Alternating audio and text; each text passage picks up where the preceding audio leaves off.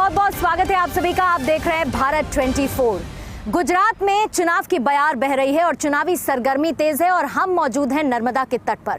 कहते हैं कि नर्मदा की गहराई को तो हम नहीं आंक सकते, लेकिन हमारे साथ डॉक्टर जगदीश चंद्र मौजूद हैं जो सियासत की गहराई को खूब बहुत अच्छी तरीके से बता सकते हैं। और इसीलिए गुजरात चुनाव में आखिर क्या होने वाला है, इसी का विश्लेषण आज हम करेंगे द जेसी शो में डॉक्टर जगदीश चंद्र के साथ। और इसी क्रूज पर, जिस पर बहुत सारे सवाल होंगे, उन सवालों के जवाब होंगे और साथ ही विश्लेषण भी गुजरात चुनाव पर।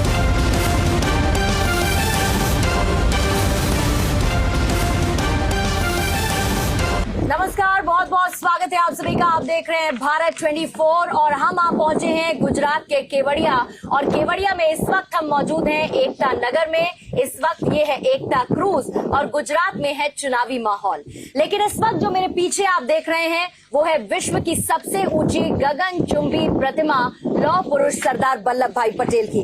सरदार वल्लभ भाई पटेल जो कि हमेशा जमीन से जुड़े रहे, लेकिन आज आसमान की शोभा बढ़ा रहे हैं। सरदार पटेल के बारे में जितनी बातें कही जाएं वो बहुत कम नजर आती हैं, लेकिन इस प्रतिमा के बारे में एक बहुत दिलचस्प बात आपको बताऊंगी कि जब तेज हवा की गति होती है तो 180 किलोमीटर प्रति घंटे की रफ्तार की हवा को ये प्रतिमा सह सकती है। और ये मैंने इसलिए कहा क्योंकि यहाँ है चुनावी माहौल और चुनावी माहौल के बीच में जिस तरीके की हवा बह रही है वो हवा किसकी तरफ जाएगी, कौन मजबूती के साथ खड़ा रहेगा, कौन हिलता डुलता नजर आएगा, आज इसी को समझने के लिए हम आ पहुंचे हैं गुजरात के केवड़िया। और जैसा कि आप जानते हैं द जेसी शो, जिसमें हमारे साथ भारत 24 के सीईओ और editor in chief doctor Jagdish Chandra मौजूद है। बहुत बहुत स्वागत सर आपका मैं करती हूँ।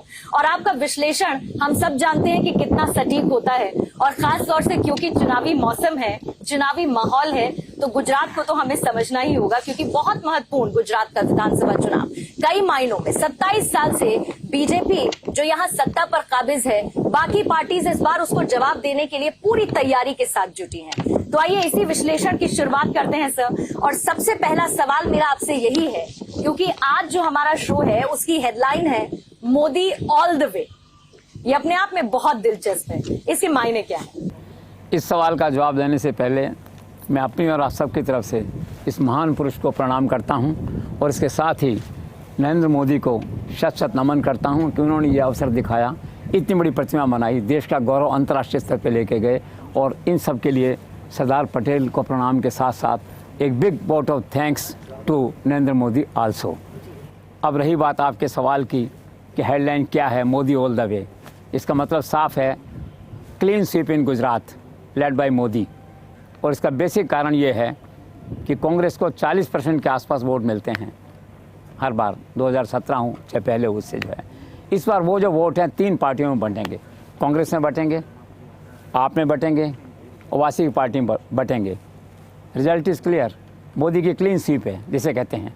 इसलिए नरेंद्र मोदी ने कहा पिछले दिनों, और एक मान बढ़ाने के लिए अपने मुख्यमंत्री का उन्होंने कहा कि पिछली बार जो रिकॉर्ड मैंने बनाया था नरेंद्र भाई ने, अब की बार जो भूपेंद्र पटेल जो है मेरे रिकॉर्ड को तोड़ेंगे। ही सो कॉन्फिडेंट। अमित शाह ने कहा हम सारे रिकॉर्ड तोड़ेंगे। Look at the confidence of state BJP chief CR Patil. उन्होंने कहा है कि मैंने 82 लाख, हर एक की जिम्मेदारी है 15 वोटर को बूथ तक लेके जाने की, अर्थात 3.5 करोड़ वोटर बीजेपी को वोट देंगे। अब 3 का एवरेज ही मान लें अगर एक पन्ना प्रमुख की परफॉर्मेंस पे, तो 2 करोड़ 40 लाख वोटर भाजपा को वोट देने जाएंगे। तो उन्होंने एक कदम आगे बढ़ के कहा है कि अगर 130 से भी कम सीटें आई तो मैं राजनीति छोड़ दूंगा, और अगर 99 से कम आ गई तो व्यंग में उन्होंने कहा कि मैं आत्महत्या कर लूँगा। तात्पर्य कहने का ये कि look at the confidence of the BJP. और इस क्लीन स्वीप कॉन्फिडेंस का एक मेन कारण ये भी है कि इस बार जो है पाटीदार आंदोलन नहीं है, पाटीदार का अधिकांश वोट जो है ना भाजपा को मिलने वाला है। तो कुल मिला के जो हेडलाइन है हमारी वो अपने आप में स्पष्ट है, मोदी ऑल द वे। और अगर हम चाहें तो गुजरात के सारे चुनावी विश्लेषण को हम केवल इस हेडलाइन के साथ ही आज खत्म कर सकते हैं, मोदी ऑल द वे। तो फिर क्या सर मान लिया जाए कि इस बार भी भारतीय जनता पार्टी सरकार बनाने जा रही है? ऑफ कोर्स, निश्चित तौर पर सरकार बनाने जा रही है। अब बस देखने की बात इसमें यह है कि नरेंद्र मोदी ने पहले सरकार बनाई थी 2002 में 127 के साथ, उससे पहले एक बार कांग्रेस गवर्नमेंट बनी थी 149 के साथ, बहुत पहले। लेकिन मोदी का खुद का रिकॉर्ड है 127 का। और एक महीने में मोदी अपना रिकॉर्ड खुद ही तोड़ने जा रहे हैं। श्रेय वो देते हैं मुख्यमंत्री को, अलग बात है, खुद तोड़ने जा रहे हैं। इसलिए स्पष्ट है कि बीजेपी की सरकार दिख रही है और क्लीन स्वीप के हिसाब से दिख रही है, भारी बहुमत से दिख रही है। अर्थात 127 को भी अगर वो क्रॉस कर जाए तो आश्चर्य नहीं। सर, काफी न्यूज चैनल्स ये कह रहे हैं कि 118 से 135 सीटें रहने वाली हैं बीजेपी की गुजरात चुनाव में। आपका अपना आकलन क्या है? क्लीन स्वीप तो ठीक, लेकिन कितनी सीटें भाजपा के खाते में होंगी गुजरात में? जहाँ तक अलग अलग आकलन का सवाल है, सभी न्यूज़ चैनल्स ने, पंडितों ने अलग अलग प्रकार के आकलन दिए हैं। जहाँ तक हमारे आकलन का सवाल है, हम स्वयं कोई आकलन आमतौर पे नहीं करते हैं। हम यह आकलन जो एक जयपुर में हैं डॉक्टर कुमार गणेश अंक शास्त्री हैं, उनके आकलन को हम देखते हैं, उससे प्रभावित रहते हैं। आमतौर पर उनका सही होता है। उनकी सक्सेस रेट है 87%। गुजरात के 3 चुनावों को लेकर उन्होंने जो भविष्यवाणी की थी वो सही निकली थी। वो थोड़ा सा नीचे की ओर हैं। वो कह रहे हैं भाजपा 97 to 107, कांग्रेस 66 to 76, और आप और अन्य सभी पार्टियों को वो 9 के अंदर समेटते हैं। लेकिन इस एक आकलन को छोड़ के जो थोड़ा सा हल्की तरफ है, थोड़ा नीचे की तरफ है, बाकी देश के सारे न्यूज़ चैनल, सारे आकलन, CR पाटिल खुद जो है वो स्वयं ये मानते हैं कि इस बार जो है बीजेपी 127 का जो लेवल है उनका, उसको क्रॉस करने वाली है। तो आकलन अपने अपने हैं, चुनाव परिणाम से मालूम होगा, लेकिन वक्त बताएगा कि कौन सा आकलन सही है। संभावना ज़्यादा जो है इस एक ज्योतिष के आकलन को छोड़ के बाकी आकलन की संभावना ज़्यादा लगती है, जिसमें 127 प्लस बीजेपी के आने के आसार हैं। आपके विचार से गुजरात के अगले भाजपाई मुख्यमंत्री कौन हों? वैसे तो ऑन रिकॉर्ड तो घोषणा कर चुके हैं पब्लिकली अमित शाह कि अगले मुख्यमंत्री यही होंगे, भूपेंद्र पटेल कंटिन्यू करेंगे। लेकिन भाजपा की राजनीति में कब फैसला बदल लें, जन भावना को देखते हुए, फीडबैक को देखते हुए नरेंद्र मोदी, अमित शाह, कहा नहीं जा सकता। लेकिन अगर किसी कारण से या ज्योतिष आकलन के हिसाब से या जन्मपत्री के हिसाब से अगर CR ये अगर अपने मुख्यमंत्री भूपेंद्र पटेल किसी कारण से अगर भूपेंद्र पटेल नहीं बनते हैं, तो फिर नंबर 1 कंटेंडर मुझे CR पाटिल इसमें दिखाई देते हैं, जो virtually prime minister nominee in Gujarat apart from Amit Shah, JP Nadda और अदर पीपल और द चीफ मिनिस्टर जो है ये। तो हो सकता है उनका नंबर लग सकता है। बाकी देखिए पिछली बार सिलेक्शन कैसे हुआ था यहाँ चीफ मिनिस्टर का, तो नरेंद्र मोदी, अमित शाह का अपना एक तरीका है। जब पर्यवेक्षक यहाँ पे आए तो पर्ची खुली 5 मिनट पहले, तो देखा तो नाम था भूपेंद्र पटेल का, ढूंढा ऑब्जर्वर्स ने कि वो मौजूद हैं भी कि नहीं, देखो भाई, फिर पता लगा बैठे हुए सामने कोने के अंदर लाल कमीज पहने हुए जो है लो प्रोफाइल पर्सन जो है। तो उन्हें कहा भाई आगे आ जाइए। उन्होंने कहा नहीं, मैं तो पीछे ठीक हूँ, यहीं रहता हूँ, पीछे अच्छा है। तो सबने एक पल के लिए सोचा कि नहीं आगे तो लाना पड़ेगा इनको, तो कहा नहीं आप आगे आ जाइए। आगे आ गए और 3 मिनट के अंदर पर्ची खुलते ही वो मुख्यमंत्री बन गए। तो जिस पार्टी का ऐसा आकस्मिक स्टाइल हो, सरप्राइज़ देने का स्टाइल हो, फैसले चौंकाने वाले देने का स्टाइल हो, तो निश्चित तौर पे नहीं कहा जा सकता कि भूपेंद्र पटेल की जन्मपत्री और अमित शाह की घोषणा ये मैच करेंगे कि नहीं कहा जा सकता। लेकिन निश्चित तौर पे मुख्यमंत्री होगा जो इनके पसंद का होगा, आला कमान का होगा, नॉमिनी होगा, दैट्स ऑल। सर, पिछले 30 वर्ष की बात की जाए तो पहली बार ऐसा देखने को मिल रहा है कि त्रिकोणीय मुकाबला हो रहा है गुजरात में, और अब तक तीसरा पक्ष जो है इतना सफल नहीं रहा है। लेकिन ये त्रिकोणीय मुकाबला होने के कारण भाजपा पर क्या असर पड़ेगा? भाजपा पे कोई असर नहीं है। Bhajpa is lucky, Bhajpa is beneficiary.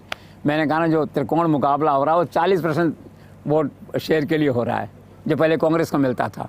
तो टुकड़ों में बढ़ जाएंगे, कोई 20 पे आएगा, 15 पे आएगा, 10 पे आएगा, इन ए वे जो है ये। तो BJP is not a loser, it is going only to gain and gain. Sir, इस मुकाबले में कांग्रेस कितनी प्रभावी होगी? अब देखिए, इस मुकाबले में Congress has to lose basically. Congress के पास जो 40%, 38%, 41% शेयर था जो, वो बटेगा लोगों में, तो कांग्रेस तो लूज़ करेगी। अब संभावना इस बात की है, जो जैसे आकलन, एक आकलन जो कह रहा है, बाकी आकलन तो कांग्रेस के लिए कह रहे हैं कि भाई 20-25 सीट और समथिंग ऐसे चलेगा। एक आकलन जो है पंडित का, जो अंक शास्त्री हैं कुमार गणेश, उनका ये कह रहा है कि ये 66 से 76 के बीच आ सकती है। तो वो एक एक्सेप्शन है उस आकलन को अगर देखा जाए तो। बाकी तो Congress is a loser along with all other parties. The only gainer is BJP, Narendra Modi. Sir, दिनांक 7 सितंबर से शुरू हुई राहुल की भारत जोड़ो यात्रा का क्या असर दिखेगा चुनाव पर गुजरात के? नहीं, गुजरात के चुनाव में कोई खास असर नहीं है। बथवा सा मोराल जरूर बनता है वर्कर का, कार्यकर्ता का, कि राहुल जो बिल्कुल साइड लाइन दिखते थे, एक तरह से उनको कहने लग गए थे लोग, एक तरह से एक चाइल्ड के तरह ऐसे भाषा में यूज़ करने लगे थे उनके लिए। तो वो थोड़ा सा मैच्योर दिखने लगे हैं, थोड़े से बड़े दिखने लगे हैं, थोड़ा गंभीर दिखने लगे हैं। तो उसका जो एक्सटेंडेड मॉरल इन्फ्लुएंस है वो गुजरात में पड़ेगा। 2 रैलियां उन्होंने करी हैं यहाँ आकर के सूरत और राजकोट में, अच्छी रैलियां थी। चीफ मिनिस्टर राजस्थान अशोक गहलोत उनके साथ थे, लेकिन वो सेरेमोनियल रैलियां हैं। उन रैलियों में जो प्रेजेंस थी वो नॉर्मल थी, कोई बहुत ज़्यादा एक्स्ट्रा ऑर्डिनरी क्राउड उनमें नहीं आया। तो और राहुल यात्रा यहाँ पे कर नहीं रहे हैं, अभी तक के इंडिकेशन ये है कि शायद वो यात्रा में यहाँ पे नहीं आएंगे, भारत जोड़ो यात्रा में। तो कुल मिला क्या है कि वहाँ जो यात्रा में उनका जो थोड़ा इन्फ्लुएंस या पर्सनैलिटी मेकअप हो रहा है वहाँ पे, उसका मोरल इन्फ्लुएंस गुजरात में पड़ेगा, लेकिन उस संभावित फ़ायदे को आप और ओवैसी की पार्टी जो है ये ख़त्म कर देंगे या डिस्टर्ब करेंगे। लेकिन सर, क्या ये सही है कि केरल से राहुल गांधी की जो भारत जोड़ो यात्रा की शुरुआत हुई, भाजपा के वरिष्ठ स्तर पर एक चिंता का माहौल बना रही है? चिंता तो नहीं, कंसर्न ज़रूर है, और कंसर्न इसलिए है नरेंद्र मोदी अमित शाह है ना, ग्राउंड रियलिटी से वाकिफ़ रहते हैं। ग्राउंड रियलिटी से उनका फीडबैक का सिस्टम बड़ा ज़बरदस्त है। सरकारी एजेंसीज भी इन पे डिपेंड नहीं करते, उनकी अपनी एजेंसीज हैं। तो उनको थोड़ा सा लगा है भी कांग्रेस का मोराल बना है, और खासकर दक्षिण में थोड़ा कांग्रेस का ग्राफ उठा है ऊपर, तो दे आर कंसर्न, क्योंकि तो कोई भी चुनाव हारना नहीं चाहते ना, हर चुनाव को प्रतिष्ठा प्रश्न करके लड़ते हैं। तो थोड़ा सा भी अगर प्रभाव उठेगा तो they will take other steps to demolish that प्रभाव जो है। तो चिंता नहीं है, कंसर्न है। नहीं, लेकिन अगर गुजरात में बीजेपी क्लीन स्वीप कर रही है जैसा कि आप कह रहे हैं, तो फिर ये चिंता या कंसर्न क्यों? ये कंसर्न 2024 का है बेसिकली, और दूसरा क्या है कि उनको हर चुनाव जीतना है। गुजरात तो एक पार्ट है उसका, अगले साल उनको 3 चुनाव और जीतने हैं, 2023 में राजस्थान, मध्य प्रदेश, छत्तीसगढ़ और 2024 है। तो ये थोड़ा सा जो कंसर्न है उनका वो 2024 को लेके है कि यात्रा चलते चलते कोई ऐसा माहौल नहीं बन जाए, ऐसा नहीं हो जो कि एक डेंट करे उनकी सिचुएशन को। वो तो एक छत्र राज करते हैं ना, उनका जो सिस्टम है, इसलिए उनका कांग्रेस मुक्त भारत, और लगभग स्थिति में आ गए हैं वो।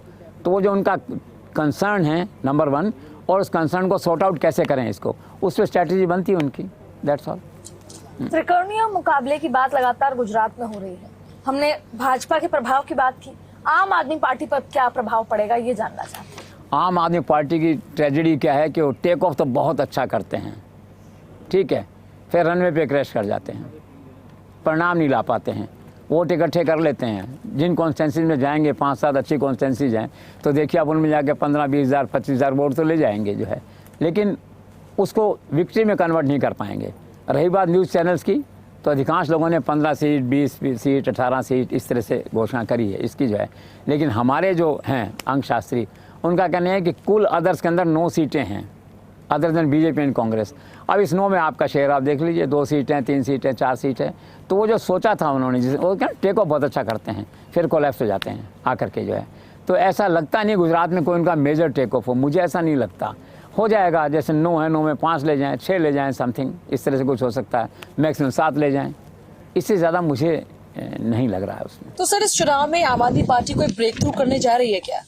नहीं, ब्रेक थ्रू तब होता है जबकि उनका पंजाब का रिपीट हो, उनका दिल्ली की रिपीट हो, विक्ट्री उनकी, वैसा ब्रेक थ्रू जिसे कहते हैं स्वीप जो है एक चुनाव को करना, ऐसा कोई माहौल मुझे दिखाई नहीं देता। मैं 12 साल से गुजरात से जुड़ा हुआ हूँ, ईटीवी के दिनों से। आज भी मैं आया, देखा मैंने, पिछले दिनों भी अहमदाबाद आया था जी। ऐसा मुझे नहीं लगा, अखबार पढ़ते हैं, देखते हैं सारा, ऐसा नहीं लगा कि कोई ब्रेक थ्रू करने जा रहे हैं, कोई गेम चेंजर गुजरात में होने जा रहा है। बस है आम आदमी पार्टी का एक खाता खुल जाएगा, आप ये मान लीजिए एक तरह से, दैट्स ऑल। सर, सारा जो चुनावी फोकस है वो नरेंद्र मोदी पर ही केंद्रित है भारतीय जनता पार्टी का, ऐसा क्यों?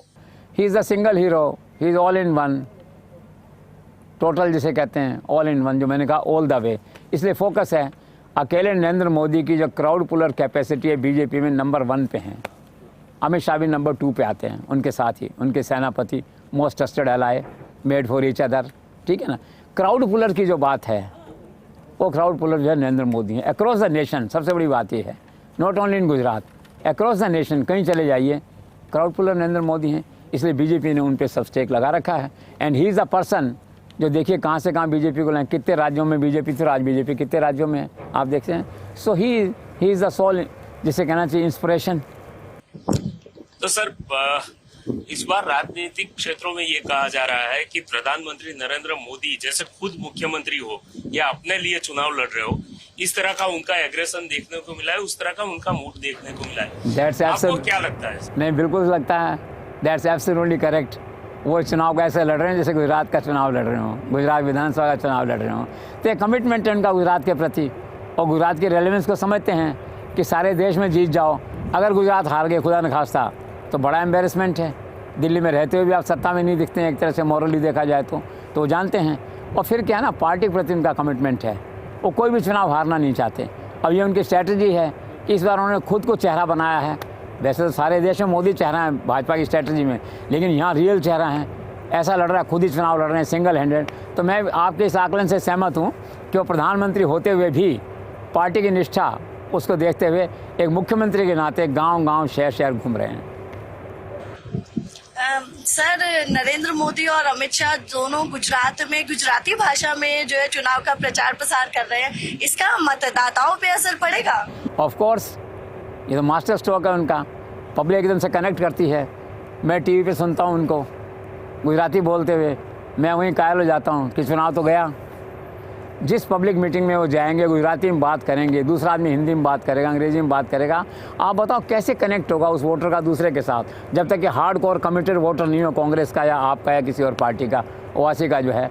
तो इट्स ए मास्टर कार्ड जिसे कहते हैं, इसका बिल्कुल इम्पैक्ट पड़ रहा है इसका। सर, प्रधानमंत्री की चुनावी सभाओं में जबरदस्त भीड़ दिख रही है, क्या ये भीड़ बदलेगी वोटों में?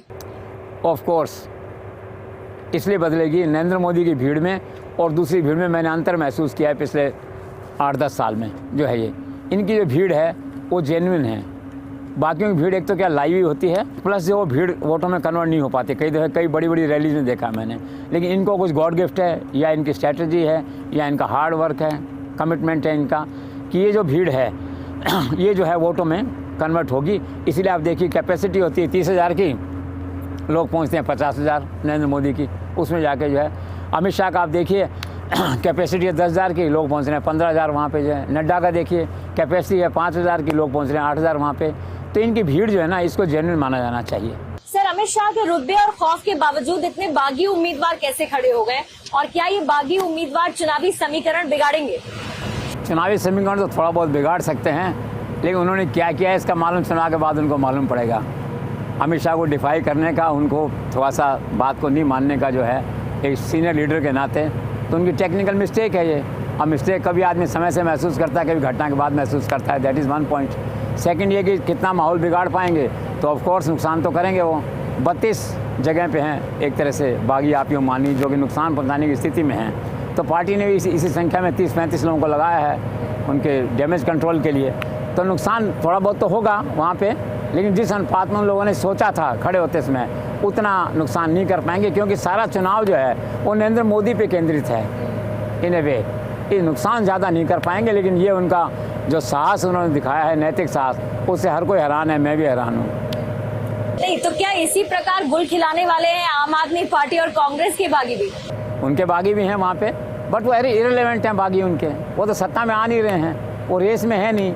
वो 40% को बांट रहे हैं आपस में। आप बांट लीजिए, एक आकलन से हो जाए तो 50-60 सीट पे आ रहे हैं, बाकी सब में आए तो कांग्रेस 25 सीट पे आ रही है। तो बागी करेंगे प्रभावित थोड़ा बहुत जो है, लेकिन जितना वो भाजपा में डैमेज कर सकते हैं, जो संख्या ज़्यादा है उनकी भाजपा में जो है, वो कांग्रेस में उतनी संख्या नहीं है। नुकसान सबको होगा।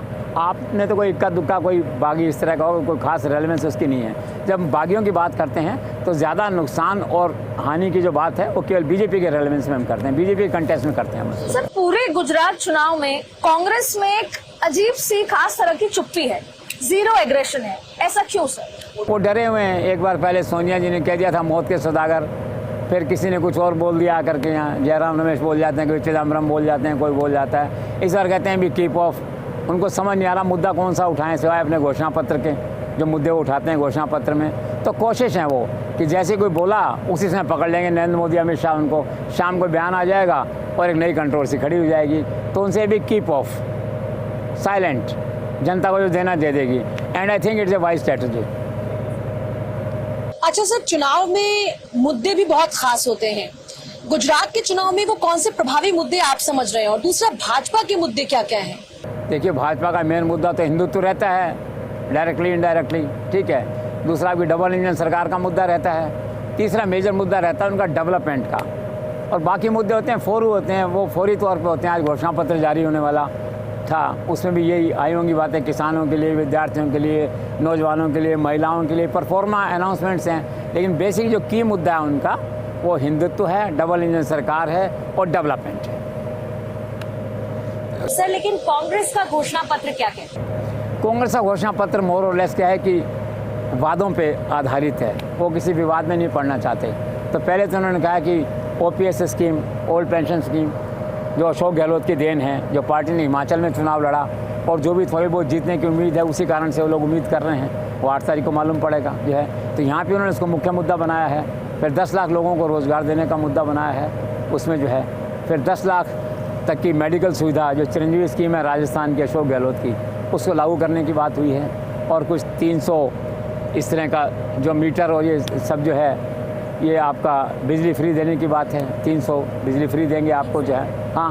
और फिर महिलाओं के लिए कुछ जो है गैस कनेक्शन वगैरह देंगे, इस तरह की बातें हैं। तो मेजर मुद्दा उनका जो है वो OPS है एक तरह से देखा जाए, और 10 लाख लोगों के रोज़गार देने की बात है। और तीसरा मुद्दा ये है कि डेवलपमेंट हम भी करेंगे वहाँ पे डिफरेंट सेक्टर्स में। सर, और आप पार्टी के क्या लुभावने वादे हैं इस बार? आप पार्टी का लुभावना वादा यही होता है फ्री बिजली, पानी, शिक्षा, यही उनका मेन काम है। और इसे यही उनका वादा है कि हम आएंगे तो फ्री देंगे आपको सब कुछ जो है। और वो दिखाते हैं अपना एग्जांपल जो है, दिल्ली का उदाहरण पेश करते हैं, पंजाब करते हैं, जहां उन्होंने वाकई उस अपने फ्री एजेंडा को इम्प्लीमेंट किया है। वो एक अलग बात है कि फ्री को लेकर एक डिबेट छिड़ गई है कंट्री। पंजाब के बाद, दिल्ली के बाद पंजाब, और पंजाब के बाद अब गुजरात में आम आदमी पार्टी फ्री, जैसा आपने भी कहा, फ्री पानी, फ्री बिजली और फ्री कई चीजें की घोषणाएं कर रही हैं। इसका क्या इम्पैक्ट पड़ेगा गुजरात की राजनीति पर? गुजरात में ज्यादा नहीं पड़ेगा, इसमें टोटलिटी में फर्क पड़ता है। जब मतदाता टोटली गेम चेंजर बनता है तब इन मुद्दे प्रभावित करते हैं, मुद्दे उनको जो है ना इंस्पायर करते हैं। यहाँ थोड़ा बहुत पड़ेगा। जब हमने असेसमेंट ही कर लिया एक तरह से कि 9 के अंदर 7, 8, 9 मतलब 0 to 9 के बीच में आप हैं, और ज्यादा लोग दूसरे जो कर रहे हैं सर्वे, वो भी कोई कह रहा है तो 15-20 से ज्यादा कोई नहीं बता रहा है, 12-15 ऐसे बता रहे हैं। तो इन मुद्दों का थोड़ा बहुत प्रभाव पड़ेगा, और मुद्दों के कारण से बेसिकली वो आप मान लीजिए 1 से 7, 8 के बीच में कहीं आके खड़े हो सकते हैं। तो फिर सर उस मामले में एक बार दिल्ली चलते हैं कि दिल्ली के MCD चुनाव में क्या भारतीय जनता पार्टी अरविंद केजरीवाल का जो एकाधिकार है, जो पूरा उन्होंने अपने कब्जे में कर रखा है, MCD चुनाव जीत पाएगी भारतीय जनता पार्टी? भाजपा की कोशिश पूरी है, वो तो हर चुनाव जीतना चाहते हैं, बहुत मेहनत कर रहे हैं। सारी सरकार, सारे केंद्रीय मंत्री, मुख्यमंत्री वहाँ लगे हुए हैं। लेकिन मेरा व्यक्तिगत आकलन ये है कि आपके घर को ढाना थोड़ा मुश्किल होगा। आप बराबर खड़े हो सकते हैं, आसपास आ सकते हैं, आप रूल्ड आउट हो जाए, राउट हो जाए आपका, आप मान लीजिए, उसके आसार से कम लगे। वैसे ज्योतिष आकलन ये है कि विधानसभाओं में आप थोड़ा बहुत अपना स्थान बना सकते हैं, जिसे कह सकते हैं कि नहीं जीतेगी बड़ा चुनाव विधानसभा में, जैसे गुजरात है आपका, वो नहीं जीतेगी, हिमाचल नहीं जीतेगी। लेकिन जो स्थानीय मुद्दे हैं जैसे MCD है, इनमें वो अच्छी परफॉर्मेंस दिखा सकते हैं। सर, भाजपा का जो सारा प्रचार कैंपेन है वो इस पर आधारित है आप पार्टी के नेगेटिव प्रचार पर, ऐसा क्यों है सर? एक तो ये कि everything is fair in love and वार जो कहते हैं, इलेक्शन है उसी कैपेसिटी में। दूसरा फिर जो भाजपा नेगेटिव आप जिसे कह रहे हैं, वो जो ला रहे हैं आपके सारे वीडियो और जो स्टिंग है, वो जेन्युइन है, वो वास्तविक है। वो इनकार नहीं कर सकते कि हमने पैसा नहीं लिया, वो इनकार नहीं कर सकते कि मसाज करने वाला व्यक्ति जो है वो उस पर रेप का आरोप है, वो इनकार नहीं कर सकते कि टिकटें हम बेच रहे हैं। तो भाजपा का नेगेटिव कैंपेन कह सकते हैं, लेकिन बड़ा ऑथेंटिक, लॉजिकल और तथ्यों पर आधारित और प्रमाणिक है। सर, चुनाव में अब महिलाओं की भूमिका भी बढ़ने लगी है, पिछले कुछ चुनाव में ही देखा गया। इस बार के चुनाव में W यानी वुमेन फैक्टर को कैसे देखते हैं आप? देखिए, वुमेन फैक्टर रीजनेबल है। जो महिलाओं की संख्या है, महिलाओं का जो वोट प्रतिशत है, उसके अनुरूप या अनुपात में नहीं है, लेकिन फिर भी हम कह सकते हैं भाजपा ने 17 महिला उम्मीदवार खड़े किए हैं, कांग्रेस ने 14 खड़े किए हैं, आपने 7 खड़े किए हैं। तो रीजनेबल रिप्रेजेंटेशन इस चुनाव में गुजरात में महिलाओं को दिया। लेकिन फिर भी सर देखने में लगता है कि जो राजनीतिक दल हैं वो महिलाओं को एक समुचित संख्या में उतनी तरजीह या फिर चुनावों में टिकट नहीं देते। कोई कारण होगा प्रैक्टिकल, इसके रीजन होंगे। राजनीतिक दलों के सामने महिलाओं के वोट तो मांगती है पार्टी, 50% रिजर्वेशन की बात चलती है, 35% की बात चलती है, कानून बनते हैं, संविधान बनता है, संविधान में संशोधन होते हैं, सब कुछ होता है। लेकिन जब ग्राउंड पे आते हैं तो शायद ऐसा कारण है कि शायद महिला उम्मीदवार, उपयुक्त उम्मीदवार, विनिंग कैंडिडेट समुचित संख्या में शायद नहीं मिल पाते हैं, इसलिए महिलाओं को वो उस तरह से नहीं मिलता। कांग्रेस की देख लीजिए, अब यूपी में तो कहा मैं लड़कियों लड़ सकती हूँ, गुजरात में नहीं कहा कि मैं लड़कियों लड़ सकती हूँ, यहाँ लड़ने नहीं आए जो। तो हर पार्टी का मोर और लेस ये है कि वुमेन का जो प्रतिनिधित्व है, जो उनका अनुपात है, उसके हिसाब से उनको महत्व टिकट वितरण में नहीं मिल पा रहा, whether it is Gujarat, Himachal, any other. जी, लेकिन सर महिला मतदाता को लुभाना वो जरूरी है, तो उसके लिए तीनों ही पार्टियों ने क्या क्या लुभावने वादे किए? देखिए, महिला मतदाताओं का इग्नोर तो कर नहीं सकते। ऑलमोस्ट 48% समथिंग है वो, 4 करोड़ 90 लाख के आसपास मतदाता हैं जो वोट डालेंगे। महिलाएं लगभग आती हैं, 48% कह दो, 47% कह दो, इग्नोर तो नहीं कर सकते। तो लुभावने मुद्दे देने पड़ेंगे। तो महिलाओं के लुभावने मुद्दे ये हो गया कि साहब आपने फ्री एजुकेशन दे दिया, गैस का सिलेंडर दे दिया, थोड़ा बिजली फ्री दे दी, महिलाओं को एजुकेशन दे दिया, स्कूटी फ्री दे दिया, कंप्यूटर फ्री बांट दिया कहीं आपने। इस तरह से मुद्दे हैं, चूल्हा चुका दे दिया। तो हर सरकार करती है, हर पार्टी करती है। तो ये मुद्दे हैं बेसिकली महिलाओं को आकर्षित करने के लिए। उनका एजुकेशन फ्री कर दिया, किसी ने साइकिल दे दिया, किसी ने लैपटॉप दे दिया, किसी ने स्कूटी दे दी। ये सब मुद्दे हैं। महिला एजुकेशन की बात कर दी, 1 से लेकर 12वीं तक फ्री एजुकेशन की बात कर दी, 12वां से आगे जाकर के इंसेंटिव दे दिए। तो एजुकेशन, हेल्थ और इन सारे सेक्टर्स में जो है ये लुभावने वादे हर पार्टी करती है, गुजरात में भी किए गए। राइट सर, बहुत चर्चा है गुजरात चुनाव में 5P। क्या है ये नरेंद्र मोदी की योजना 5P? देखिए, नरेंद्र मोदी कहते हैं कि हर नया चमत्कार निकाल के लाते हैं और 5P के नाम से लाए चमत्कार, ये सक्सेस होगा। और हर व्यक्ति देख रहा है चुनाव में कितना सक्सेस होता है। वो तो हर नारा देते हैं, नारा उनका सुपर हिट हो जाता है। और उन्होंने कहा कि आयो गुजरात हमने बनाया, तो नारा हिट हो गया। और P5 कह दिया, ये नारा हिट हो गया। तो लेट्स सी कि P5 नारा जो है कितना प्रभावित होता है। 8 तारीख को सब मिलाकर करेंगे। सर, हाल ही में जो है एक दुखद घटना हुई, मोरबी का पुल गिर गया, उसका इन चुनावों पे क्या असर पड़ेगा? चुनाव पड़ना था, संभावना थी लोगों की, जी। लेकिन बीजेपी ने उसको हैंडल इस अच्छे तरीके से किया कि मुद्दा नहीं बन पाया। फिर दूसरा जो है, पॉलिटिकल पार्टीज के अपने अपने इंटरेस्ट है, कोई इसको मुद्दा अपने अपने कारणों से, जातिगत कारणों से बनाना नहीं चाहता। इसमें अखबार में पढ़ा कि 135 लोगों की जाने तो चली गई जो है, ठीक है, लेकिन कोई पार्टी वोट गंवाने को तैयार नहीं है। इन्हें कांग्रेस ने जो मुद्दा बनाया है इसका, और कांग्रेस ने कहा है उसके अंदर 135 लोग मर गए, FIR हुई है, तो कॉन्ट्रैक्टर का नाम तो डालो उसके अंदर कम से कम, या न्यायिक आयोग बनाओ या कुछ और करो। चिदम्बरम ने कहा कि माफी नहीं मांगी, किसी ने कोई केस नहीं दर्ज करवाया, किसी ने कोई इस्तीफा नहीं दिया, वो ठीक है, लेकिन मोरबी का उतना प्रभाव नहीं पड़ा जितनी लोग उसकी अपेक्षा कर रहे थे। और बीजेपी ने एक और उसे मास्टर स्ट्रोक कर दिया। जो आदमी बचा के लाया था कानू भाई, उसके टिकट और दे दिया उसके ऊपर से। तो मोरबी का है मॉरल इन्फ्लुएंस है, लेकिन इस चुनाव के परिणाम पे मोरबी की घटना कोई बड़ा मुद्दा बन पाया। सर, प्रधानमंत्री नरेंद्र मोदी का होम टाउन जो है वडनगर, वहाँ के जो भाजपा के उम्मीदवार है, आपको लगता है कि इस बार चुनाव में जीत पाएंगे? भाई कोशिश पूरी है, तो प्रतिष्ठा की बात है। पिछली बार दूसरे लोग जीत गए थे, तो एम्बेरसमेंट होता है। और तो बात नहीं, नरेंद्र मोदी सारे देश में जीत रहे हैं, सारे गुजरात में जीत रहे हैं, पूरे राष्ट्र में तिरंगा अपनी विक्ट्री का फहरा रहे हैं, भगवा फहरा रहे हैं जो है। हाँ, और आपके खुद के गांव में जो है, हालांकि उनका उससे कोई डायरेक्ट रिलेशनशिप नहीं है, पर एक एम्बेरसमेंट होता है। पिछली बार हुआ एम्बेरसमेंट, इस बार फोकस है पूरा कि जीते वहां से। तो संभावना है कि इस बार जो उम्मीदवार उनके वडनगर से वो जीते। सर, आखिर पूरे देश में क्यों बार बार गुजरात मॉडल की चर्चा होती है, और अगर बीते 5 सालों में कहें तो गुजरात कितना बदला? देखिए, बदलने की बात है, पहले तो मॉडल की बात है। तो गुजरात में नरेंद्र मोदी सरकार में खास तौर पर, उससे पहले भी एक हद तक जो है यहाँ का जो एडमिनिस्ट्रेशन है, जो डेवलपमेंट है, उसकी बड़ी प्रशंसा हुआ करती थी। एक तो सिंगल विंडो क्लियरेंस की बात आती थी, किसी को उद्योग लगाना है तो आप आइए, सारी क्लियरेंसेज आपको यहाँ मिल जाएंगी। दूसरा ब्यूरोक्रेसी है ना, कंपैरेटिवली लेस करप्ट गुजरात में। तीसरा ब्यूरोक्रेसी जो रिजल्ट ओरिएंटेड ज्यादा है गुजरात में, और ये विरासत में गुजरात की। नरेंद्र मोदी के आने के बाद में इसको एस्केलेट हो गया है। पहले अगर 10% थी तो 30% हो गई। ये जो है परफॉर्मेंस का जो रिजल्ट ओरिएंटेशन है, और बिल्कुल अनुशासन है, दिल्ली से मॉनिटरिंग होता है, PMO मॉनिटरिंग करता है गुजरात में। अब रही बात, आपने दूसरा उसने कहा कि गुजरात कितना बदला है। गुजरात बदला है, आपके सामने है, आप सड़कें देखिए। आज मैं आया अभी अहमदाबाद से 1.5 घंटे में पहुंच गया वहाँ जो है, यहाँ से आया तो 1.5 घंटे में पहुंच गया। सड़कें अच्छी हैं, बिजली अच्छी है, डेवलपमेंट अच्छा है, बड़े बड़े उद्योग आ रहे हैं। और नरेंद्र मोदी कहते हैं ना, साइकिल नहीं बनती, हवाई जहाज बनाऊंगा यहाँ पे। तो नरेंद्र मोदी के कारण से कहा है कि अब कितने लोग आ रहे हैं, कभी चाइना का राष्ट्रपति आ रहा है, कभी जापान का राष्ट्रपति आ रहा है, जापान का प्रधानमंत्री आ रहा है। तो एक इंडस्ट्रियल हब बन गया। और अगले 5-7 सालों में गुजरात है, स्टेट है सच, और अहमदाबाद जो नियर बाई एरियाज है, ये वर्ल्ड के जो टॉप डेस्टिनेशन है, इन्वेस्टमेंट डेस्टिनेशन में आ जाएंगे। ये तो फैक्ट है कि गुजरात में बहुत कुछ बदला है, और खास करके नरेंद्र मोदी प्रधानमंत्री बनने के बाद में बहुत कुछ बदला जी। पर आखिर क्या है भारतीय जनता पार्टी का मिशन आम आदमी पार्टी 0? वो क्या है, और भाजपा का जो डोर टू डोर कैंपेन है वो कितना कामयाब होगा? देखिए, 2 अलग अलग विषय हैं। जो 0 की बात है, 0 मीन्स के एक भी सीट नहीं जीतने देनी, इनको एंट्री नहीं करने देनी, इनको अपनी जड़ें नहीं जमाने देनी, इनको घर में नहीं आने देना, गुजरात में घुसने देना। ये जहाँ जाएंगे ये गड़बड़ करेंगे। पंजाब में कहीं, दिल्ली में एम्बेरसमेंट हुआ, अब एम्बेरसमेंट किसी और स्टेट में नहीं हो जाए। अगर यहाँ हो गया तो कल को राजस्थान में होगा, छत्तीसगढ़ में होगा, जाके मध्य प्रदेश में होगा। तो बीजेपी का सारा फोकस ये है कि इनको बिल्कुल वहीं फिक्स कर दो, फ्रीज कर दो, ये आगे आ ही नहीं पाए, 0 सीट। तो ये उनका मिशन है। राइट। और door to door campaign sir Bhajpa का? कैंपेन पार्टी का मास्टरमाइंड आइडिया है। ऐसा मैंने सुना है कि प्रधानमंत्री खुद आएंगे 28-29 तारीख को। बहुत सारे केंद्रीय मंत्री और जो स्टार प्रचारक हैं, बिल्कुल, जिसमें आपके अमित शाह हैं, नड्डा हैं, ये सब लोग हैं, ये सब आएंगे, केंद्रीय मंत्री यहाँ पे आएंगे। और ऐसी संभावना है कि नरेंद्र मोदी खुद आएंगे पर्ची देने घर घर जाकर के। कितना इम्पैक्ट होगा, एक रेवोल्यूशन होगा, एक माहौल बनेगा। और एक बार स्टार प्रचारकों की, तो आप ये कह सकते हैं कि बहुत अच्छा बीजेपी ने कैंपेन को बनाया है। राइट। सर, एक और विषय बहुत ज्यादा चर्चा का बना हुआ है, वो है कि एक भी मुस्लिम कैंडिडेट बीजेपी ने नहीं उतारा, मतलब एक सिंगल तक नहीं।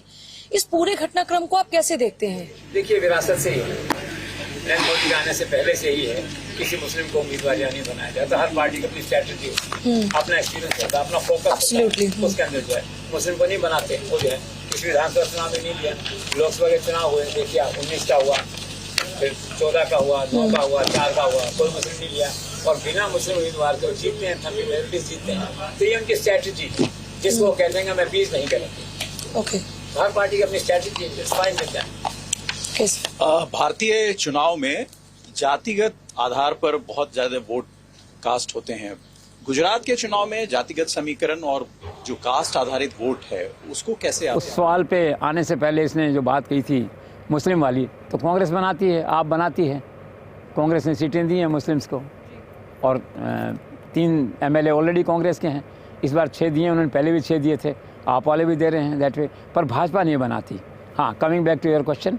हाँ सर, भारतीय चुनाव की जो प्रक्रिया है उसमें जातिगत मतदान का बहुत अधिक असर रहता है। गुजरात में ये फैक्टर कितना देखते हैं, कास्ट फैक्टर, जातिगत समीकरण? Gujarat is not an exception. Gujarat is not an exception. यहाँ 1.5 दर्जन जातियाँ हैं। उन जातियों के उम्मीदवार खड़े होते हैं, उनको लोग सपोर्ट करते हैं, धन से, पैसे से। NRI हैं उनके, बहुत से लोग NRI से पैसा आता है, चुनाव लड़ते हैं। मोटे तौर पर अगर आप देखें तो 48 सीट्स ऐसी हैं यहाँ पे जिसको पाटीदार प्रभावित करते हैं। ठीक है, प्रजापत को 42 सीट्स ऐसी हैं जिनको वो प्रभावित करते हैं। 45 सीट्स को कोली प्रभावित करते हैं। 25 सीट्स ऐसी हैं जिनको राजपूत समाज से, जिनको अपन कहते हैं, वो लोग जो है क्षत्रिय समाज से, वो लोग प्रभावित करते हैं। तो कुल मिला क्या है कि जातिगत गणना है ये, और हर पार्टी से बंधी हुई है। कास्ट फैक्टर को इग्नोर नहीं कर सकते। डेवलपमेंट एक जगह है, नरेंद्र मोदी का भाषण, अमित शाह का भाषण एक जगह है, but caste is a reality. तो caste even again now in Gujarat is also a reality. Sir, जातिगत समीकरण की बात करें तो पाटीदार या पटेल फैक्टर जो है उसको आप कितना अहम समझते हैं, और इस बार के चुनाव में उसका कितना असर देखने को मिला? देखिए, Patidar is a super hit, जिसे कहते हैं कि hot cake property for every party. 71 सीटें ऐसी हैं 182 में से पाटीदार प्रभावित करते हैं। इसीलिए मैंने आपसे कहा कि 45 सीटें दी हैं आपके बीजेपी ने, 42 सीटें दी हैं कांग्रेस ने, और आपने दिए 1 सीट और बढ़ा के 46 सीटें उन्होंने दी है।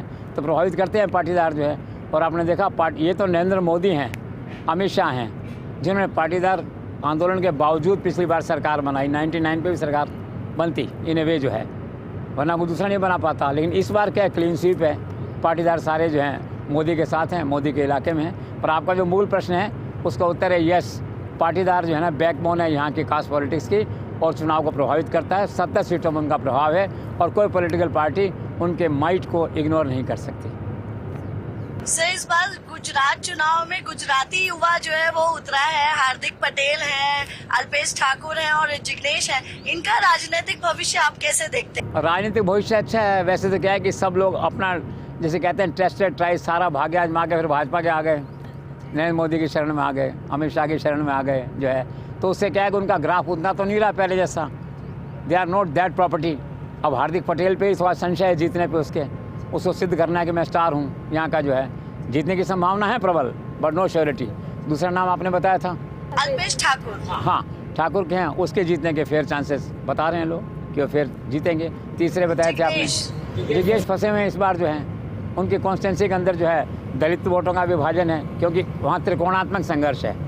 वहाँ पे कांग्रेस भी है, अवैसी की पार्टी भी है, आप भी है वहाँ पे जो है। तो वो फंसे हुए हैं। उसको एक ही सहारा है वहाँ पे कि जो चौधरी और बीजेपी है, Chaudhary votes and BJP votes, उनमें कुछ कन्फ्रंटेशन या वो डिसकोऑर्डिनेशन है, उसका लाभ उनको मिल सकता है। तो जीतने की संभावना है, लेकिन श्योरिटी नहीं कही जाती। सर, नरेंद्र मोदी का लोकप्रिय नारा था, आ गुजरात में बनाव्યું છું। और वो नारा बहुत लोकप्रिय हुआ। उसके बाद अरविंद केजरीवाल आए, वो नारा देते हैं केम छो मजामा। तो मतदाताओं के बीच क्या ये नारे असर कर पाते हैं? नारे असर करते हैं, नरेंद्र मोदी के नारे असर करते हैं। अभी तक का इतिहास ये कहता है। केजरीवाल का नारा अच्छा है, इंप्रेसिव है, सुनने में अच्छा लगता है, पर मोदी के सामने कोई कंपटीशन नहीं, कोई स्टैंड नहीं, कोई कंपैरिजन नहीं। That's all. जी, लेकिन इसके साथ एक और बहुत इंपॉर्टेंट बात है सर। गुजरात में अगर हम ट्राइबल बेल्ट की बात करें, बीजेपी हो, कांग्रेस हो, आम आदमी पार्टी हो, उनके उम्मीदवारों को इन ट्राइबल बेल्ट में कितनी सफलता मिलती है आपको? Very brilliant question. Travel is a priority of the day. Gujarat में 27 सीटों पर ट्रैवल प्रभावित करते हैं। 17 सीटें पिछली बार कांग्रेस के पास थी, तो उसमें से 5 बीजेपी में चले गए लोग छोड़ करके। इस बार सारी पार्टियों का फोकस इस ट्राइबल बेल्ट पे है। आपका है, बीजेपी का है, कांग्रेस का है, और बीजेपी का तो इतना ज़्यादा है कि प्राइम मिनिस्टर पिछले दिनों खुद आए वहाँ पे बांसवाड़ा में। एक सम्मेलन था आदिवासी का, उससे महाराष्ट्र के, मध्य प्रदेश के, राजस्थान के लोग थे। एक जगह है मानगढ़, वहाँ पे जो है, ऐसा कहा जाता है कि गुरु गोविंद सिंह के नेतृत्व में जब आज़ादी का सब चला तो अंग्रेज़ों के खिलाफ वहाँ लड़ाई लड़ी गई और 1500 से ज़्यादा आदिवासियों को गोलियों से भून दिया गया, जलियांवाला बाग की तरह। तो डिमांड थी कि राष्ट्रीय स्मारक बनाएंगे इसको। तो मोदी आए समझ के, और मुझे पूरी ये संभावना है कि 2024 से पहले मोदी इसे राष्ट्रीय स्मारक घोषित कर देंगे। दूसरी तरफ मोदी जो है इस कार्ड को बिल्कुल एनकैश कर रहे हैं। राष्ट्रपति मुर्मू के कार्ड को उन्होंने एनकैश किया, कहा कि कांग्रेस ने कभी आज तक आदिवासी को नहीं बनाया, और फिर कांग्रेस ने विरोध क्यों इनका। तो इन टोटलिटी में क्या है कि जो ट्राइबल कार्ड है अभी तक जो कांग्रेस के पास था, अब वो बटेगा लोगों में, but BJP will be the largest single gainer. Sir, Gujarat में चुनाव हैं और गुजरात में 1.5 साल पहले पूरी की पूरी सत्ता परिवर्तन हुआ। रातों रात कैबिनेट बदल गई, मुख्यमंत्री का चेहरा बदल गया। इसका इम्पैक्ट इस चुनाव में पॉजिटिव होगा या नेगेटिव होगा? नेगेटिव का कोई चांस नहीं, पॉजिटिव होगा। नरेंद्र मोदी, अमित शाह जो काम करते हैं फीडबैक लॉजिकल उस आधार पे करते हैं। फीडबैक ऐसा था, एंटी इनकमेंसी फैक्टर इन सब के खिलाफ में, हटाइए इनको, नया मंत्रिमंडल लाइए, एक झटके में किया। It's a part of good governance of Narendra Modi and Amit Shah. सबसे बड़ी बात है कि परिवर्तन तो आप कर सकते हैं, एक झटके में करें और कोई चू नहीं बोले, कहीं आवाज़ नहीं निकली। ये पार्टी का अनुशासन जो है, तो एक अच्छा प्रयास है, जनता में इसका पॉजिटिव मैसेज गया है। सर, क्या आपकी आस्था सट्टा बाजार में है? और अगर है तो फिर सट्टा बाजार में हिमाचल और गुजरात के चुनाव को लेकर क्या रिपोर्ट है? सट्टा बाजार में आस्था तो सभी की है, पॉलिटिकल मार्केट में मेरी भी है। आप देखिए, आपके बारे में जो घोषणा उन्होंने की थी पंजाब में वो सही निकली, दिल्ली में घोषणा की थी वो सही निकली। अब उनकी घोषणा सट्टा बाजार की है कि बीजेपी को यहाँ 131 से 134 सीटें मिलेंगी और हिमाचल में जो है 41 से लेकर 43 सीट मिलेंगी। तो let's see, but I am broadly convince with सट्टा बाजार calculations, that's all. Sir, Gujarat के चुनाव में प्रधानमंत्री नरेंद्र मोदी और गृहमंत्री अमित शाह के तो काफी चर्चे हैं। योगी आदित्यनाथ, उत्तर प्रदेश के मुख्यमंत्री, और केंद्रीय मंत्री स्मृति ईरानी के रोल को आप कैसे देखते हैं? इनके साथ साथ जेपी नड्डा का रोल भी बड़ा इंपॉर्टेंट हो गया है। Nadda is slowly emerging very powerful, very relevant in the party. इसी बार देखिए उन्होंने कितनी चुनावी सभाएं करी। तो यहाँ के जो स्टार कैंपेनर हैं उनमें मोदी तो खुद हैं, देन अमित शाह, देन जेपी नड्डा, योगी, स्मृति ईरानी, अनुराग ठाकुर, शिवराज सिंह चौहान और कुछ लोग और आएंगे यहाँ पे। तो अच्छी परफॉर्मेंस है सब लोगों की, and Yogi of course is a brand. Sir, चुनाव के ठीक पहले भाजपा जो है उनके मुख्यमंत्री भूपेंद्र पटेल ने समान नागरिक कानून लाने की बात कही, उसके लिए एक कमेटी का गठन भी किया गया है। आप कैसे देख रहे हैं इसको और भाजपा को कितना फायदा मिलेगा? नहीं, फायदा होगा इससे। It's a part of the strategy of Amit Shah and Narendra Modi. बिल्कुल निश्चित तौर पे फायदा होगा, पॉपुलर मूव है, तो BJP is definitely going to gain out of this move. Sir, Modi सरकार ने गुजरात चुनाव की घोषणा से पहले जो नागरिकता थी, नागरिकता के मुद्दे पर एक बहुत बड़ा दांव खेला। चाहे वो अफगानिस्तान हो, चाहे बांग्लादेश हो, पाकिस्तान से आए हो, या फिर गुजरात के 2 जिलों का मैं जिक्र करना चाहूंगी, आणंद और मेहसाणा। यहाँ पर जो हिंदू रह रहे थे, जैनी रह रहे थे, पारसी रह रहे थे और ईसाई रह रहे थे, भारतीय नागरिकता उनको देने का जो फैसला किया गया, क्या आपको लगता है इसका लाभ बीजेपी को मिल पाएगा? Of course it's one more strategic move of Narendra Modi government. Mehsana इसमें जो है हिंदू हैं, ईसाई हैं, जैन हैं, बौद्ध हैं, जो है जिनके पास में अधिकार नहीं था इस तरह का, जो है नागरिकता कानून में संशोधन के अधिकार दिया गया उनको। Of course they will vote, and if they will vote in favour of BJP, तो BJP is going to a gainer.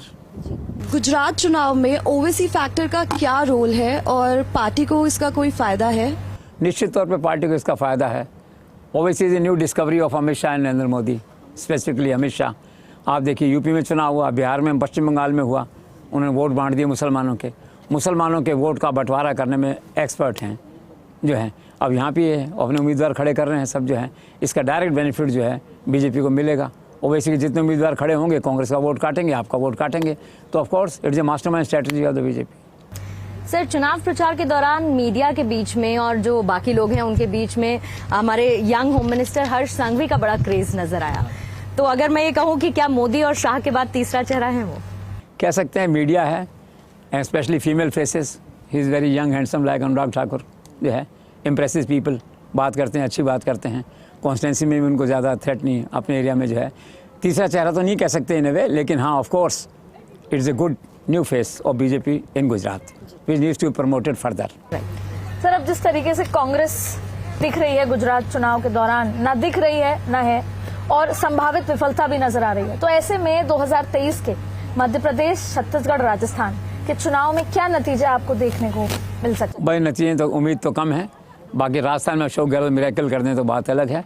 बाकी तो टर्न बाय टर्न है, रोटेशनल है मान लीजिए। और कांग्रेस की लीडरशिप में ऐसा कोई स्पार्क आ नहीं रहा वहाँ, ने तो लोकल लेवल पे उन दो राज्यों में और न कोई इस तरह से। तो इसलिए I think they should be get mentally prepared to have BJP government in this 2 states at least, if not 3, except Rajasthan. अच्छा सर, एक चीज हम देखते हैं कि एक लंबे संघर्ष के बाद में खड़गे के तौर पर कांग्रेस को राष्ट्रीय अध्यक्ष तो मिले, लेकिन क्या ये मानकर चलें कि अभी भी कांग्रेस में नेतृत्व संकट बरकरार है? ऑफ कोर्स बरकरार है। एक्चुअल कमान गांधी के पास है, खड़गे के पास नहीं है। खड़गे सेरेमोनियल प्रेसिडेंट एंड गांधी तो हैं जैसे हैं, आप जानते हैं 3 power centre, Sonia, Priyanka and Rahul Gandhi, और अभी तो यात्रा पे हैं। और प्रधानमंत्री ने गौर कह दिया उनको कि जब उनको फिर सत्ता की याद आती है तो एक व्यक्ति ऐसा है देश में जो सत्ता पाने की फिर से यात्रा पे निकल जाता है। खैर ये तो सब पॉलिटिकल है जो कुछ है, लेकिन क्राइसिस तो लीडरशिप का है। सर, असम के मुख्यमंत्री हेमंत बिस्वा शर्मा ने राहुल गांधी के दाढ़ी कट पर व्यंग करते हुए कहा कि आजकल राहुल गांधी सद्दाम जैसे दिखने लगे हैं। इस तरीके के बयान देना क्या उचित है? इट्स अनफॉर्चुनेट, बचना चाहिए ऐसी कंट्रोवर्सी से। It doesn't suit the status of chief minister. Party प्रवक्ता कहीं तो कहीं ठीक है, अब कह दिया तो कह दिया, everything is fair in war and elections, that's all. Sir, Sohrabuddin के फर्जी एनकाउंटर में जो पूर्व डीजीपी थे, डीजी बंजारा, वो जेल गए थे और उसके बाद अब आकर उन्होंने अपनी नई पार्टी बनाई है, उसे चुनाव में उतारा है। तो आपको क्या लगता है कि उन्हें इससे फायदा होगा? No, it's ill time advised. जमाना जब तो ऐसा लगता है मोर और लेस। आदमी उत्साह में आके, निराशा में आके ऐसे मूव करता है। It's one more disappointing move on the part of ex DGP. No chance, no hope, sorry. Sir, अगर मैं विजय रूपाणी की बात करूं या फिर नितिन पटेल, भूपेंद्र चुड़ासमा की बात करूं, जो 4 मंत्री स्वेच्छा से चुनाव नहीं लड़ रहे हैं, उनकी अपनी मर्जी से नहीं लड़ रहे हैं, तो क्या ये माना जा सकता है कि बीजेपी आला कमान के पास उनके लिए कोई बी प्लान पहले से तैयार है?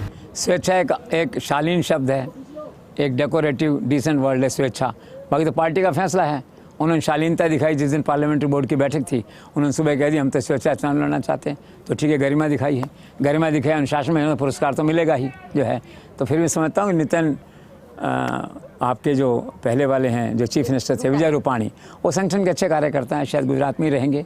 दूसरे जो नितिन हैं, आपके नितिन पटेल जो हैं, उनको लोकसभा में ले जाया जा सकता है, मंत्री बनाया जा सकता है। तीसरे जो हैं उनको कहीं गवर्नर बनाया जा सकता है। इस तरह से कोई न कोई सेटलमेंट किसी न किसी का होगा। That's all, normal political exercise which is normally done. Sir, Isudan Gadhvi आम आदमी पार्टी के मुख्यमंत्री पद के उम्मीदवार हैं, इनका क्या रहेगा इलेक्शन में? ऐसा तो नहीं कहीं खुद ही जो मुख्यमंत्री पद के उम्मीदवार हैं हार जाएं और ना जीत पाए? अब देखो, चुनाव तो जन्मपत्री का खेल है। भाग्य, यश, अपयश, विधियात जिसे कहते हैं। आदमी अच्छे हैं, स्टार दिखते हैं, साफ सुथरे हैं। आपको याद होगा जब ईटीवी गुजराती चलाते थे तो लोग हमारे साथ थे, अच्छे पत्रकार थे, अच्छे पत्रकार से एकदम से यहाँ पे पहुँचे हो। अब रही बात जीत की, तो in spite of the fact कि he is a star in media and almost in the area, local area, जीतना तो थोड़ा मुश्किल लग रहा है। थोड़ा सा भाग्य साथ दे और आपका सर्वाइवल दिखे कि कम से कम मुख्यमंत्री उम्मीदवार तो जीतो, उनका पार्टी अध्यक्ष तो हारने की स्थिति में है, तो चांसेस हैं 50-50। अच्छा सर, इस बार अहमद पटेल की कमी महसूस हो रही है कांग्रेस पार्टी को, आप क्या कहेंगे इस पर? ऑफ कोर्स, अहमद पटेल तो पार्टी के स्ट्रेटेजिक थे। यहाँ लास्ट चुनाव हुआ था, अशोक गहलोत, अहमद पटेल, राहुल गांधी ने लड़ा था, इफेक्टिव लड़ा था, 70 सीट्स नहीं थी।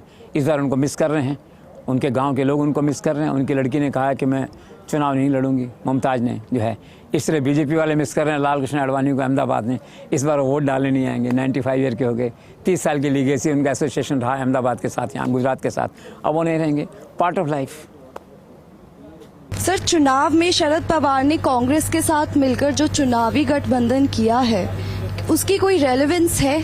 ठीक है, रेलेवेंस एक आध सीट पे करेंगे, 3 सीट पे हुआ है उनका गठबंधन, 3 सीट थी, एक आदमी पहले पार्टी से वो उसने अपना नॉमिनेशन वापस कर लिया। ठीक है, सेरेमोनियल प्रेजेंस रहेगी। शरद पवार को अहमदाबाद एयरपोर्ट उतरने का एक जस्टिफिकेशन रहेगा। प्रफुल्ल पटेल हैं उनके साथ में, अजित पवार हैं, सूले हैं, ये सब आएंगे जाएंगे। ठीक है, 1-2 सीट का फ़र्क पड़ेगा, 1-2 सीट जुड़ जाएगी कांग्रेस के खाते में। इन्हें वे कि बाहर से समर्थन दे देंगे, जीत जाएंगे, तो चांसेस डिम है जीतने के। सर, गुजरात विधानसभा की जो बलसाड़ सीट है उसको क्यों आखिर एक वो लकी सीट के तौर पर माना जाता है? वो सीट वाकई में बहुत लकी है। आप देखिए 85 में कांग्रेस की सरकार बनी, वहाँ से आदमी कांग्रेस जीता था तो सरकार बन गई। वहाँ जिस पार्टी का आदमी बस ये जीतता है उसकी सरकार अहमदाबाद में बनती, गांधीनगर में बनती उसकी। फिर उसके बाद 80 में पहले सरकार बनी, उसमें ये था। 85 में बनी, उसमें भी ये सीट जीती हुई थी। अब क्या है, पिछले 27 साल से आप ये कहिए, बल्कि अगर मैं इसे काउंट करूं 90 से, तो पिछले 32 साल से अर्थात 1990 से लेकर आते बीजेपी का इस सीट पे कब्जा है। और चूँकि इस सीट पे बीजेपी है तो नेचुरली सरकार भी बीजेपी की है। तो एक लोक कथा है, किंवदंती है कि जो बरसात जीतता है वो वहाँ सरकार बनाता है अहमदाबाद में आकर के। Lucky seat. चुनाव में एक चर्चा है एक नाम की, मधु श्रीवास्तव। ये कौन है सर? ये क्या है पॉलिटिकल इनका? ये एक दबंग हैं। अब दबंग तो हर पार्टी में है ना, भाजपा भी अपवाद नहीं है। कम होंगे भाजपा में, लालू यादव के ज़्यादा होंगे, लेकिन हैं तो यहीं भी एक दबंग हैं। इस तरह से जो है, अब बीजेपी के आदमी हैं, करते थे। एक कार्यकर्ताओं के सभा में कह दिया था, अगर किसी ने तमाचा मारा मैं कार्यकर्ताओं को, तो मैं अगर उसको गोली नहीं मारूँ तो मेरा नाम मधु श्रीवास्तव नहीं है। विवाद हुआ, पार्टी डिसिप्लिन है, अमित शाह ने निकाल बाहर किया।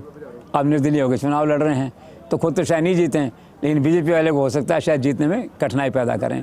One of the political events जो हर चुनाव में कोई न कोई इस तरह का होता है, दैट्स ऑल। सर, गुजरात की पॉलिटिक्स में एक और कंट्रोवर्सी है, मेधा पाटकर कंट्रोवर्सी। इस पर जरा थोड़ा सा प्रकाश डालिए। It's a serious controversy. Medha Patkar पे ये आरोप है बीजेपी का और गुजरात की जनता का कि नर्मदा बांध का इन्होंने उस समय विरोध किया, बांध को नहीं बनने दिया। 30 साल तक बांध का काम रुका रहा। अब बांध से तो पानी आता है ना, आप देखिए बांध बनते हैं तो पानी आते हैं सब यहाँ पे जो है। अब बांध बन रहा है, सब कुछ हो रहा है पूरा वहाँ पे जो है। तो गुजरात के लोगों के मन में एक थोड़ा सा डिसअपॉइंटमेंट उसे लेकर के। दूसरा, देश विदेश में दंगों को लेकर के काफ़ी उन्होंने सरकार को, गुजरात को बदनाम करने का किया, ऐसा बीजेपी का मानना है दैट वे। तो बीजेपी ने कहा है she is enemy of Gujarat that way. मन की पीड़ा इतनी ज़्यादा है, दैट्स ऑल। वहीं थी, चली गई, कोई इम्पैक्ट नहीं। राहुल गांधी साथ लाए थे तो राहुल गांधी पे भी आलोचना हुई गुजरात की जनता में आके। तो फॉर कांग्रेस इट में भी नेगेटिव मूव। सर, आज के विश्लेषण में एक अंतिम सवाल अब मेरा आपसे है, क्योंकि जबरदस्त शादियों का मौसम है और चुनावी मौसम भी है, मतदान प्रतिशत पर इसका कितना असर पड़ने की संभावना है? निश्चित पड़ेगा। वर्कर्स को तकलीफ ज़्यादा करनी पड़ेगी, घर घर जो कार्यकर्ता उनको लेके जाना पड़ेगा, नेताओं को फोन ज़्यादा करने पड़ेंगे। 1 से 5 तारीख के बीच में 35,000 शादियां हैं गुजरात में। इमेजिन करिए, लाखों लोग जाएंगे, बल्कि करोड़ों जाएंगे शादियों में जो है, लेकिन मनुहार करके ले जाएंगे। और बीजेपी वाले आरएसएस वालों का होमवर्क अच्छा है, मनुहार अच्छी करते हैं, पकड़ के ले जाते हैं तो ले जाएंगे। तो बाकी पार्टीज का इम्पैक्ट पड़ सकता है कि उनका बूथ मैनेजमेंट जो है कांग्रेस का कमजोर है, आपका कमजोर है, इनका अच्छा है। ये तो फर्क तो पड़ेगा सबको, बट बीजेपी में भी slightly gainer rather in this season. इस तरह का है। सर, आपकी पूरे विश्लेषण से 3 निष्कर्ष तो कम से कम निकलते हुए नजर आते हैं। एक ये कि बीजेपी की सीटें बढ़ती हुई नजर आएंगी, कांग्रेस की सीटें घटती हुई नजर आएंगी, और आम आदमी पार्टी की एंट्री तो होगी ही, लेकिन अगर उसे टोकन एंट्री कहें तो बिल्कुल भी कम नहीं होगा। बहुत बहुत शुक्रिया जेसी सर इस कार्यक्रम में शामिल होने के लिए। और आपका विश्लेषण जैसा कि हमेशा सटीक रहता है, तो ये कहा जा सकता है कि बीजेपी क्लीन स्वीप करने वाली है। चाहे आम आदमी पार्टी ये कह दे कि परिवर्तन के लिए वोट पड़ेंगे, चाहे कांग्रेस ये सोचे कि भाई 2017 में हमने अच्छा प्रदर्शन किया था तो शायद एक विरोधी लहर हो और उसका फायदा हमको मिल जाए, लेकिन बीजेपी और बीजेपी का जो चुनावी कैंपेन जिस ताबड़तोड़ तरीके से हुआ है, बीजेपी इस बात को लेकर आश्वस्त नजर आ रही है कि गुजरात में एक बार फिर से बीजेपी सरकार। बाकी तो सब मजा मचे। नमस्कार।